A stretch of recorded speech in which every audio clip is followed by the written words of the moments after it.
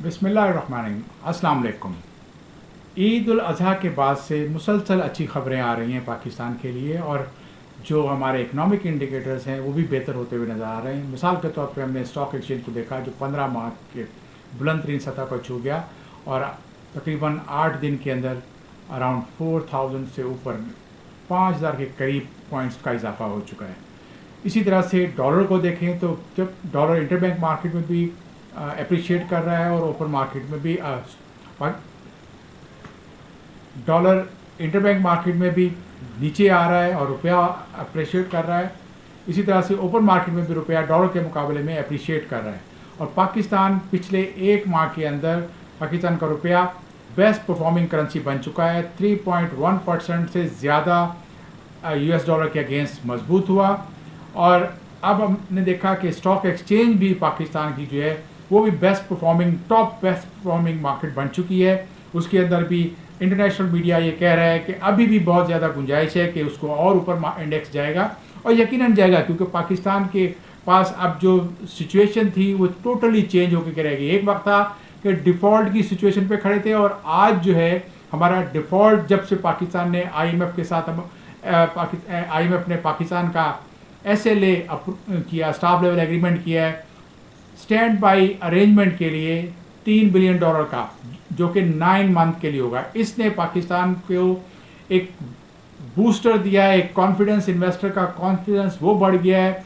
आपके पाकिस्तान की इकोनॉमी के इशारे एकदम से इशारे जो थे वो तमाम के तमाम तब्दील होना शुरू हो गए, और आज पाकिस्तान उस डिफ़ॉल्ट से बाहर आ चुका है एटलीस्ट 1 साल के लिए।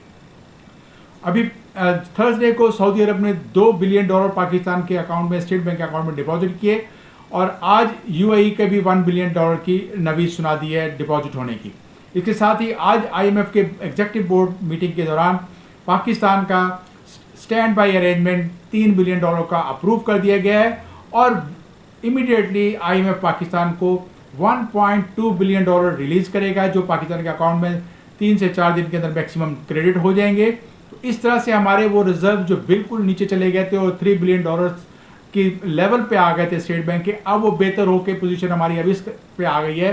तो जो 14 जुलाई को वीकली स्टेट बैंक की जो रिपोर्ट आएगी तो उसमें उम्मीद है कि $12 बिलियन से भी ज़्यादा के रिजर्व हो चुके होंगे, और ये पाकिस्तान के लिए कोई तकरीबन 2.5 महीने की इम्पोर्ट का कवर होगा।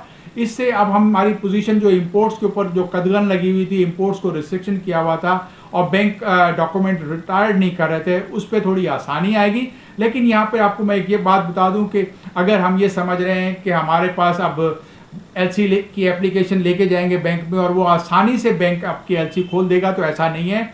हमारे बैंक्स के पास डॉलर की अरेंजमेंट होनी चाहिए, उनके पास प्रॉफिट होना चाहिए डॉलर का इतना कि वो आपके डॉक्यूमेंट्स को रिलीज कर सके। मतलब एक बैंक अगर आपके एक्सपोर्ट्स को उसकी डीलिंग अच्छी खासी ज़्यादा है तो वो आपके बैंक को, आपकी LC को खोलने में आसानी पैदा करेगा। लेकिन साथ ही वो बैंक जिसकी एक्सपोर्ट्स कम है और इंपोर्ट्स ज़्यादा है तो वहाँ पर मुश्किलात आ सकती हैं। बहरहाल पोजीशन ये है कि जो एक वावेला मचा हुआ था कि पाकिस्तान डिफ़ॉल्ट हो जाएगा, और इसके वावेले से पाकिस्तान के जो यूरो बॉन्ड की जो डिफ़ॉल्ट रिस्क था वो बहुत ज़्यादा बढ़ चुका था और 55 सेंट से भी नीचे मार्केट आ गई थी। लेकिन आज वो भी बड़ा अच्छा पॉजिटिव ट्रेड कर रहा है, और आइंदा दिनों में अब पाकिस्तान का जो रुपया है वो मज़ीद मजबूत होगा। वो लोग स्पेकुलेटर्स जो ये बैठ के लगा के सोच के बैठे थे कि 300 से 400 तक का डॉलर हो जाएगा, अब उनकी उम्मीदों पे पानी फिर गया है। सिर्फ इंटरबैंक मार्केट के अंदर बल्कि ओपन मार्केट में भी आज स्टेट बैंक का जो क्लोजिंग हुई है इंटरबैंक मार्केट में डॉलर की, वो 277 रुपये 48 पैसे, कोई अराउंड 0.39% रुपया अप्रिशिएट कर गया अगेंस्ट डॉलर की वैल्यू। तो इस तरह से हम कह सकते हैं कि पाकिस्तानी को एक माह के अंदर रुपया तकरीबन 4% तक स्ट्रॉन्ग हो चुका है, और मज़ीद स्ट्रॉन्ग होने के चांसेस बहुत ज़्यादा हैं। अब एटलीस्ट 1 महीना तो उन होल्डर्स के लिए जो डॉलर लेके बैठे थे और वो लोग जो गोल्ड में इन्वेस्टमेंट करके बैठे थे वो बहुत बुरा होगा, क्योंकि जैसे जैसे रुपया अप्रिशिएट करेगा, डॉलर कमज़ोर होगा, तो गोल्ड की प्राइस, क्योंकि हम कन्वर्ट करते हैं डॉलर से, वो भी नीचे आ सकती है। और मैं तो ये देख रहा हूँ कि हो सकता है कि 180-90 की पोजीशन पे जो तोला गोल्ड का है वो आ सकता है, क्योंकि अब लोगों को एक पैनिक आएगा। अब उनको नज़र आ रहा है कि स्टॉक एक्सचेंज में इन्वेस्टमेंट करना ज़्यादा सूदमंद होगा, ज़्यादा प्रॉफिट होगा, तो उसमें जाएंगे और वो अपने पास जो डॉलर रख के बैठे हैं वो डॉलर बेचेंगे, क्योंकि डॉलर जो है वो एक सेफ हेवन होता है कि आपके पास जो है अपना रिस्क को कवर करने के लिए आप डॉलर में इन्वेस्टमेंट करते हो, लेकिन अब जब डॉलर वीक होगा रुपए के मुकाबले में, तो उससे पहले कि लोग मज़ीद ज़्यादा नुकसान उठाएं वो बेचेंगे। और इसी तरह से जिन्होंने गोल्ड में इन्वेस्टमेंट की हुई थी हेज करने के लिए अपने रिस्क को, वो भी आप जो है मार्केट को में गोल्ड बेचेंगे। तो उन लोगों के लिए, उन मिडिल क्लास लोगों के लिए जिनके पास अपने बच्चियों की शादी करने के लिए गोल्ड खरीदना एक ख्वाब बन गया था, बल्कि हमने पिछले दिनों देखा कि जब से ये प्राइसेस बहुत ज़्यादा बढ़ी तो उस वक्त लोगों ने या तो ज्वेलर से गोल्ड रेंट पे लेना शुरू कर दिया या फिर चांदी के ऊपर गोल्ड का पानी चढ़वा दिया। और इससे वर्स्ट ये होने लगा कि वो गरीब ख़ानदान, क्योंकि खाना पीना भी बहुत मुश्किल हो गया, महंगाई हो चुकी थी पाकिस्तान में, को अराउंड 38% जो है इंडिपेंडेंटली इन्फ्लेशन इस वक्त मौजूद है पाकिस्तान का, को अराउंड 6 जुलाई का जो अगर डेटा देखें तो उस वक्त 38% है, जबकि पीबीएस कहता है कि अराउंड 29%। तो ये एक इन्फ्लेशन बहुत ज़्यादा जाना, बच्चों की शादियां करनी है, उन बच्चियों की शादियां करनी है, उसके लिए उनके ऊपर बहुत मुश्किल आ रही थी कि उनको एक तरफ तो शादी के खाने के लिए बहुत बड़े पैसे देना पड़ते थे और साथ ही जेवरात खरीदने के लिए। तो बहुत से गरीबों ने अपनी सफ़ेद पोशी को छुपाने के लिए आर्टिफिशियल ज्वेलरी देना शुरू कर दी। अब कम से कम उनके लिए भी थोड़ा सा रिलीफ आएगा। और मज़ीद हमें इस 9 महीने के अंदर अपने प्रोग्राम पे सख्ती से इम्प्लीमेंट करना है, ताकि वो तमाम शराइत जो IMF के साथ हमने तय किए हैं हम उसको पूरा करें। और इसमें खुदारा पॉलिटिक्स बिल्कुल ना लाएं, क्योंकि अभी प्राइम मिनिस्टर साहब ने भी ऐलान कर दिया कि 14 अगस्त को इनकी हुकूमत अपना टाइम पूरा कर रही है और उसके असम्बलीज डिज़ोल्व हो जाएंगी और इलेक्शन ईयर जो है आपका वो आ जाएगा सामने कि अक्टूबर या नवंबर में इलेक्शन होंगे।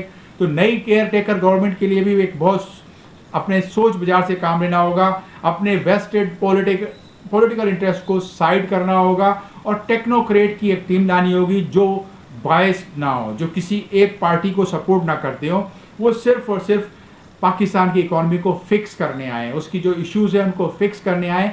और 9 महीने बहुत हैं, हमें अपनी सेविंग्स टू जीडीपी बढ़ानी है, क्योंकि जब तक सेविंग्स टू जीडीपी नहीं बढ़ेगी और इन्वेस्टमेंट टू जीडीपी के अंदर जो डिफरेंस है वो हमारा डेट की सूरत नजर आता है। फ़र्ज़ करें कि आज आपके पास सेविंग टू जीडीपी 22% इंटरेस्ट बढ़ने की वजह से इस वक्त पाकिस्तान की 10.1% और अराउंड 10% पे है, तो साथ ही हमारी इन्वेस्टमेंट जो है वो अराउंड 16% में, तो जो 6% का फ़र्क आ रहा है वो हमारा डेट है, वो जो हर साल एक्यूमुलेट हो रहा है। तो हमने अपनी सेविंग्स टू जीडीपी को बढ़ाना है और इसके लिए बहुत अहम किरदार हमारा टेलीविज़न जो टीवी ड्रामास देखे जाते हैं उसको अदा करना होगा। हमारे राइटर्स को, इंटेलेक्चुअल्स को वो ड्रामे ऐसे लिखने होंगे कि पाकिस्तान में किफ़ायत, शायरी और सादगी, सिंप्लिसिटी को प्रमोट किया जाए। अब तक पाकिस्तान का जो ड्रामा है वो एक नुमाइश दिखा रहा है, एक शो ऑफ का कल्चर दिखा रहा है और अपने से ज़्यादा का उसको चमक दमक दिखाई जाती है।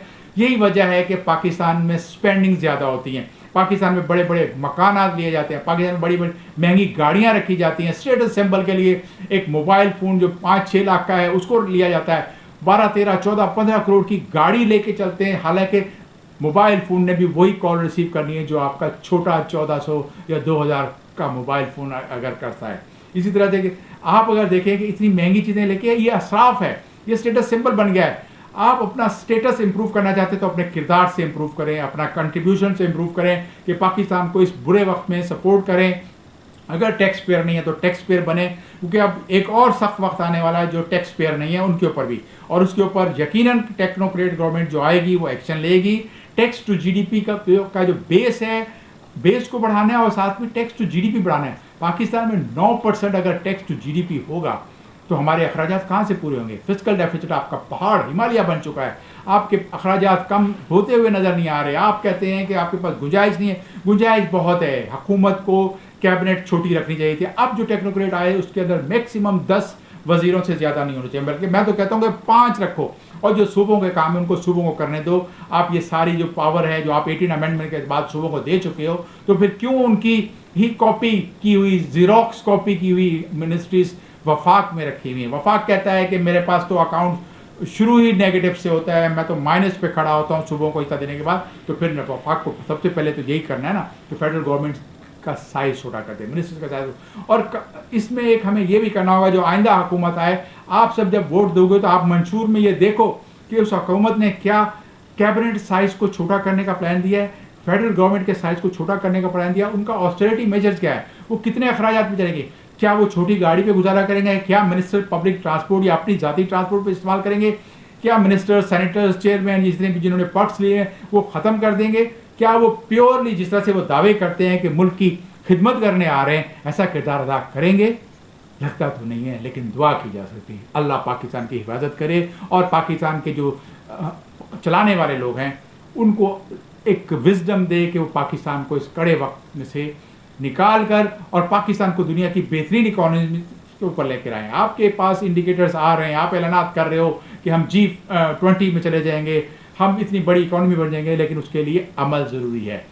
जो इकोनॉमिक्स की बुक्स कहती हैं थोड़ा सा उनको भी पढ़ लें। आपके पास पॉलिटिकल इकोनॉमी में बहुत कुछ है, आपने बहुत 75 सालों में अगर आप देखें तो बड़ी वेल्थ जनरेशन भी की है। कोई कहाँ से आया था, कहाँ चला गया, इमराबाद से आने वाला बंदा आज अगर बहुत बड़ा इंडस्ट्रियलिस्ट बन गया है तो ये भी आपकी एक वेल्थ जनरेशन का काम है, लेकिन उसकी इक्वल डिस्ट्रीब्यूशन नहीं हुई। बांग्लादेश और इंडिया के मुकाबले में पाकिस्तान में वेल्थ की डिस्ट्रीब्यूशन जो है वो सही नहीं हुई। आज अमीर तबका बहुत अमीर है और गरीब जो है वो बहुत ज़्यादा गरीब हो गई। ये गल्फ बढ़ती है, ये ख़तरनाक होती है, याद रखें। आपको इक्वल अपॉर्चुनिटीज़ देनी है और वेल्थ को बढ़ाना इस तरह से डिस्ट्रीब्यूट करना है कि हर आदमी को उस तक उसका हक पहुँचे, उसके पास रोज़गार पहुँचे, उसको कारोबार करने के मौके हों। ये ना हो कि 1% रूलिंग एलीट जो 75 साल से पाकिस्तान को अपने शिकंजे में लेके बैठी है और अपना ब्रेन जो है वो यूज़ करते हुए हुकूमत में बैठे हुए, पावर कॉरिडोर में बैठे हुए अपनी उनकी मर्ज़ी के पॉलिसीज़ बनाते हैं और फिर उनको फ़ायदा पहुंचता है। मुझे और आपको एक लिबरल मार्केट चाहिए, एक फ्री मार्केट इकोनॉमी चाहिए। आपको अगर शौक़ है एनओसीज देने का, रेगुलेट करने का, तो ऑनलाइन करें, इंटरेक्शन ख़त्म कर दें। किसी वज़ीर के पास, किसी सेक्रेटरी के पास जाके मुझे किसी अपनी फैक्ट्री के लिए लाइसेंस लेना ना पड़े। ख़त्म करें और इन्वेस्टमेंट बनाएं। Thank you very much. अगर आपको मेरा व्लॉग पसंद आ रहा है तो प्लीज़ इसको लाइक कीजिए, शेयर कीजिए अपने दोस्तों के साथ और कमेंट कीजिए ताकि मैं इसमें मज़ीद इम्प्रूवमेंट कर सकूँ। Thank you very much. Pakistan जिंदाबाद।